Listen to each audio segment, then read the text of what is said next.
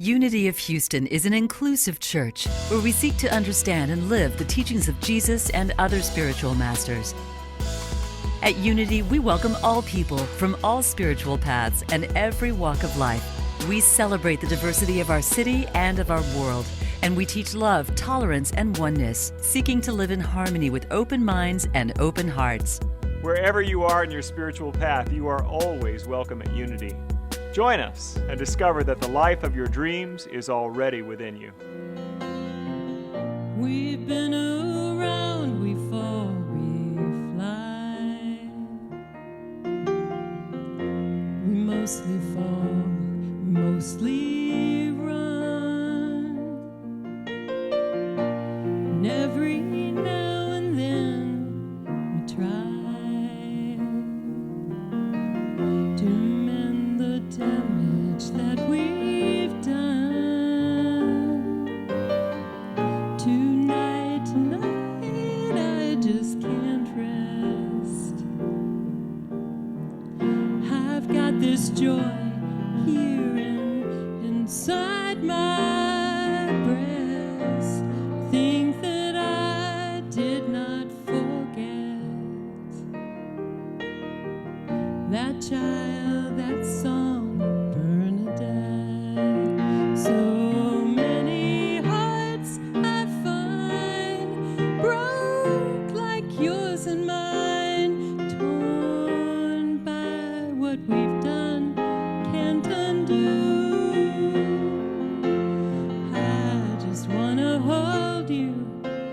Won't you let me hold you like Bernadette would do?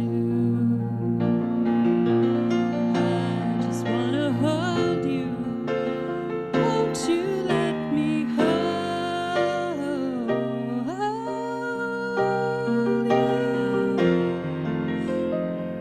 like Bernadette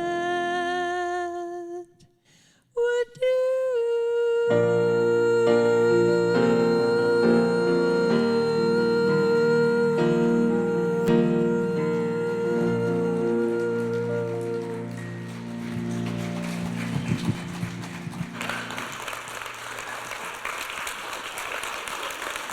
Thank you. Literally sounded better in the car than it ever did in that microphone. So that won't happen again. But what I wanted you to feel was was just this sensation of how we can be in the present moment, how we can be out there vulnerable and shaky and don't know what we're doing.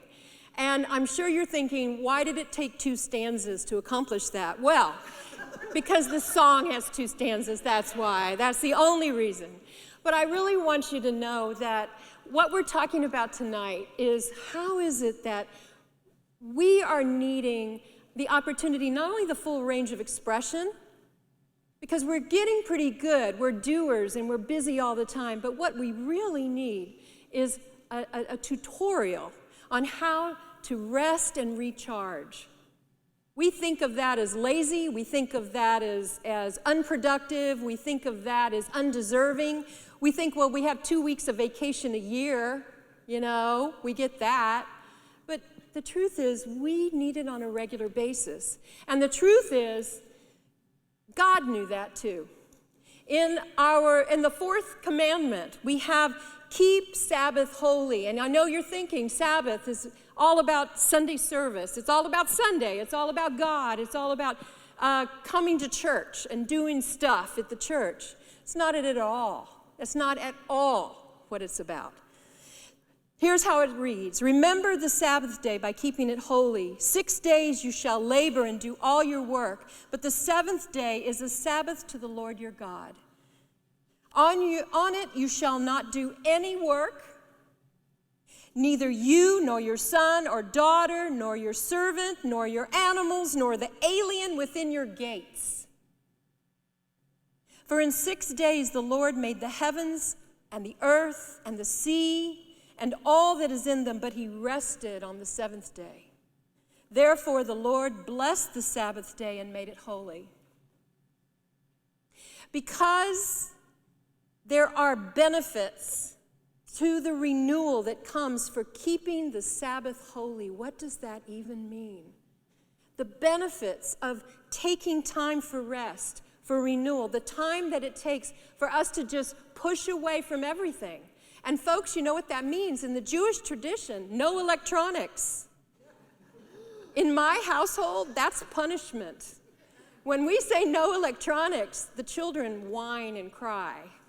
Because electronics, that is what they live for that. They would rather have electronics than candy, than sugar, right? That's not a good sign. That's not a good sign for our future. To be really disengaged from everything that looks like work, for everything that looks like productivity, that looks like diversion or distraction from the present moment. In the Jewish practice, Sabbath and the practice of Sabbath is really about engaging with family. It's about play. It's about love. It's about making love.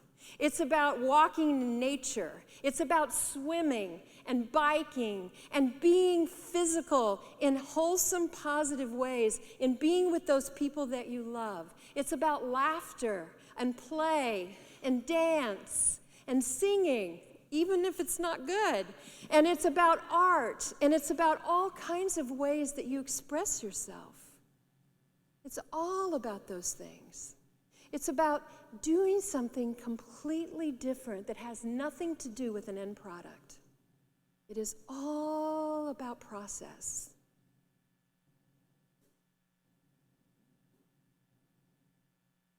In that scripture I just read, it says, in 6 days the Lord made the heavens and the earth and the sea and all that is in them, but rested on the seventh day. Why did God do that? You know what my working theory is? I think God was stunned by all the beauty. It took 6 days, some measurement, for all the glory of this entire planet.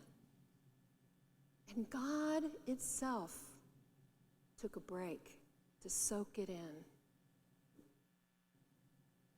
How much more do we need that?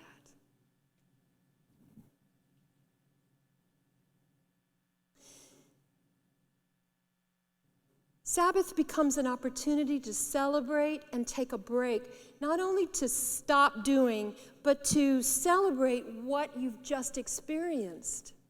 What have you just accomplished this week? What if you just sat back and went back through the week and said, well, you know, since last Sunday, on Monday, that happened. Oh yeah, Tuesday, that happened. And then Wednesday, we did that. I thought it was going to go, but by Thursday, everything was, and yesterday, Friday, Saturday. Do you see what I'm saying? If you just did sort of a review of your week, if you took time to celebrate or to share or to journal or to really just allow yourself to really integrate what your life is bringing to you and the things that you're doing, you will be in a recharge zone. You see, Sabbath is all about recharging yourself. The other thing about the creation aspect of the heavens and the earth and the sky and the sea is that there is a natural cycle to all of it. You see, all of nature knows how to rest and renew. Nature does not grow in a straight line. It is not just putting out, endless production. It's growth spurt, and then it recovers a little bit, and then another growth spurt, and then it rests for a minute, and then it does the next thing, and then it does the next thing. All of nature knows, has that wisdom built in, that everything comes in rhythms and in cycles and in rest and in preparation. There is no growth. There's no endless growth if there is not also the opportunity to pause and to regroup. You see, the rest of the natural world is not run by an ego that thinks that it can shave off the first hour of the day and the last hour of the day, or skip lunch and go right power through it and continue to work, and double time and use the cell phone as well as the laptop, get them both fired up and going in different directions at the same time, the iPad, whatever. We're the only ones who think that we can just keep supercharging up everything, that we don't realize that we are working at half energy, increasingly making more mistakes, increasingly getting more frustrated, less fulfilled, more stressed out. And when we're stressed, our options of creativity narrow down, our ability to make good judgment narrows down, and the things that we're doing at supersonic speed are not necessarily good things. They're probably things that have to be redone in the time we've saved by working so hard and fast in the first place. There is something beautiful and powerful about letting things evolve in us, to giving ourselves time in that. Jesus knew about that. Jesus went apart. Many times in the Gospels, we hear stories, different stories, about Jesus going across the lake in the boat with his close friends, up to the mountaintop, out into the desert. We have stories of different places that were Jesus' favorite place to just get away from everything, to unplug himself, and to make himself available to all that is, that his battery would be recharged, because so much depended on what it was he was here to do and to teach.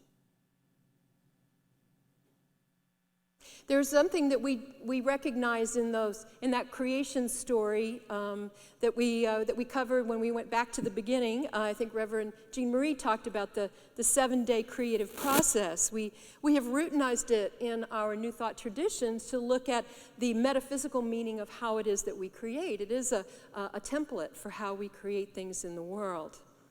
When we think about the process of creation, we recognize that as we are moving in this, that the Sabbath has a very special place in that creative process. It's not just the culmination of 6 days ahead, but it is the landing ground and the recharge zone for the possibility of the next 6. You see? You're planting and you're integrating and you're seeding it so that you're coming from this field of creativity, of possibilities, of potentiality. When you disengage from the busyness, new ideas start to occur, a new insight, a higher view of the lay of the land. A pattern sometimes emerges, a vision will come, an answer to a problem. When we are disengaged, how many of you get the answer in the shower? Or when you're shaving, right? Or when you're driving and you've got the music turned off maybe, or the radio turned off maybe, and suddenly, oh, that's what I could do. It's because we need that. Because it's coming from another place in our minds. Our non-local minds are plugged in to a much greater access. But if we don't stop and listen, if we don't ever allow ourselves to receive, then we will never be able to give. We will never be able to create as fully and as completely as we are really capable of doing and being. The Sabbath arises out of the culmination of the creative process, yes, because it is both celebration of what has transpired and preparation for what is about to come. And we need to be present and aware and awake for it. In our tradition and in the command is to keep Sabbath holy. Holy, what does that mean? Holy is this, it's not just sacred, it is that, means that to us, But it really does mean it's part of a great whole. It's part of the wholeness of things. See, without this pause, without the stop, without the celebration, without the recharge, it is only a partial accomplishment up to that point. You see? It is a fullness that allows that to be fully invested and integrated and brought to the next level. In Exodus, when the Lord saw that he had gone over to look, God called Moses from within the bush by his name. Moses, Moses. And Moses said, "Here I am." And God said, "Do not come any closer. Take off your sandals, for the place where you are standing now is holy ground." And he said, "I am the God of your father, the God of Abraham, the God of Isaac, the God of Jacob." At this, Moses hid his face because he was afraid to look at God. Take off your sandals because this is holy ground. We, with our awareness in our connection with something greater than ourselves, when we stop and get out of us and reach out to something greater, we are in communion with the divine. And in that moment, we are facing the burning bush. And the ground upon which we stand is holy ground. And in that moment, we are receiving.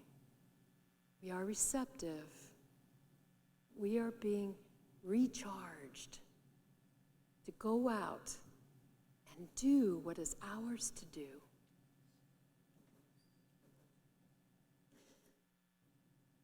Back to the commandment. But the seventh day is a Sabbath to the Lord your God. On it you shall not do any work, neither shall you, your son, your daughter, manservant, maidservant, nor your animals, nor the alien within your gates. Because really what this command is, this is a chance for you to not worry about taking care of anything anymore and allow yourself to practice trust, sustenance, connection with the source. This is your chance to start to feel gratitude and confidence that you're being supported, that you're being given everything. And it's an opportunity to survey your life. And when you do that, you cannot help but allow gratitude to start to arise in you. It's not what's missing that you'll notice. It's all that you have, all that blesses you, all the people in your life. That's what Sabbath is made for, the chance to reconnect with all of that and all of those people. That is worship. That is holiness. That is what we're here for. Spiritual practices that sharpen our spiritual awareness help us to stop seeking the kingdom and find it, laying all around us, as Jesus said. He said, the coming of the kingdom of God is not something that will be observed, nor will people say, here it is, or there it is. Because the kingdom of God is in your midst. It's already here. It lays out all around you, and men do not see it. Here's our opportunity to be connected to everything that is, and to survey your life, and to feel the gratitude rising in it. Practicing love, and dance, and song, and beauty, and nature, and relaxation, and naps in the afternoon. Yes. And swimming naked in the lake. Yes. Find one. You can be. Where is it that we can just revel in the beauty of our own sacred selves? That's what keeps the Sabbath holy. This is really our truth. Wayne Muller wrote a book called Sabbath. Just want to read one paragraph that he writes, because he really puts it all together right here. He says, remember the Sabbath and keep it holy. Sabbath time is set apart for remembering the holiness of life. If we speed up and saturate ourselves with accomplishment and worry, we may defile what is sacred with our mindlessness. Time is the key. Time and attention. If we grab a sandwich as we run out the door, this is eating. If we take a small crust of bread and a sip of wine in a mindful gathering of other beings, this becomes a sacrament. It is neither the food nor the eating, but the time and the mindfulness that reveal what is holy. Justine's mother took a while at the end of her life to pass, but before she did, she let Justine know that what she really wanted was her ashes to be spread by the sea. It was her favorite place.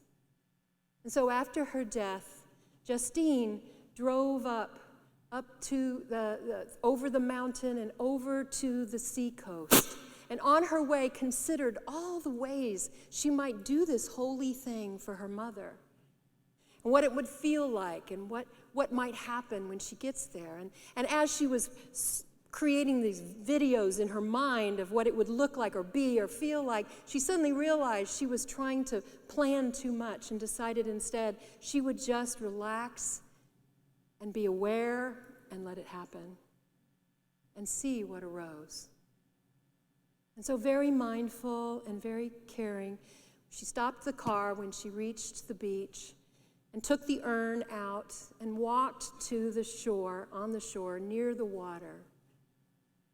And she opened the jar and took out some of the ashes of her mother and held them in prayer for her peace and for her beautiful passing and for the life that she lived and for the love that she felt. And as she was holding this in her heart and in her mind, a wind came and swept the ashes out of her hand.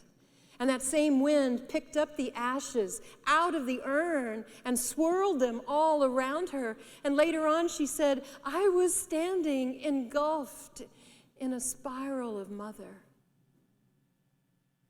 until all the ashes were dispersed. And she was consecrated in that beautiful moment. Years later, she would go to that beach, and her 4-year-old friend that she loved to have playtime with from time to time and take care of, her name was Hillary. Hillary would walk on the beach. She knew about Justine's mom. And every now and then she would stop and she would pick up a pinch of sand and she would say, Justine, is this your mother? And Justine would smile and say, yeah, it is. And she would.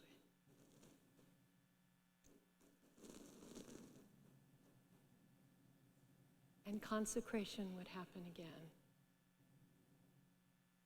Keep Sabbath holy, mindful, time, awareness. I just want to hold you like Bernadette would do. I just want to hold you. Won't you let me hold you like Bernadette would do? God bless you all. Thank you for watching this message today. I'd like to invite you to join us in person here on campus at Unity of Houston for Sunday morning or Wednesday evening services. If you can't be with us here on our campus, you can still join us live on Facebook or on our website, unityhouston.org, Sunday mornings at 11 a.m. Central.